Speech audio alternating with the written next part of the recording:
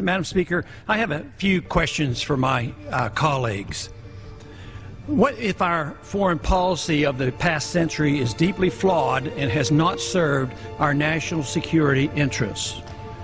What if we wake up one day and realize that the terrorist threat is a predictable consequence of our meddling in the affairs of others and has nothing to do with us being free and prosperous? What if propping up repressive regimes in the Middle East endangers both the United States and Israel? What if occupying countries like Iraq and Afghanistan and bombing Pakistan is directly related to the hatred directed toward us? What if someday it dawns on us that losing over 5,000 American military personnel in the Middle East since 9/11 is not a fair trade-off for the loss of nearly 3,000 American citizens, no matter how many Iraqi, Pakistani, and Afghan people are killed or displaced?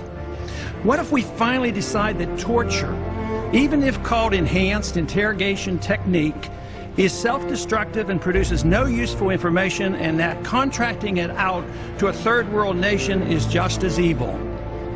What if it is finally realized that war and military spending is always destructive to the economy?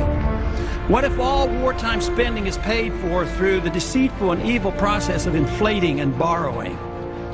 What if we finally see that wartime conditions always undermine personal liberty? What if conservatives who preach small government wake up and realize that our interventionist foreign policy provides the greatest incentive to expand the government? What if conservatives understood once again that their only logical position is to reject military intervention and managing an empire throughout the world? What if the American people woke up and understood that the official reasons for going to war are almost always based on lies and promoted by war propaganda in order to serve special interests? What if we as a nation came to realize that the quest for empire eventually destroys all great nations? What if Obama has no intention of leaving Iraq? What if a military draft is being planned for the wars that will spread if our foreign policy is not changed? What if the American people learn the truth, that our foreign policy has nothing to do with national security, that it never changes from one administration to the next? What if war and preparation for war is a racket serving the special interests? What if President Obama is completely wrong about Afghanistan and turns out worse than Iraq and Vietnam put together?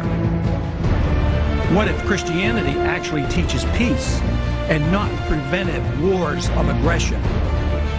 What if diplomacy is found to be superior to bombs and bribes in protecting America? What happens if my concerns are completely unfounded? Nothing. But what happens if my concerns are justified and ignored? Nothing good. And I yield back the balance of my time.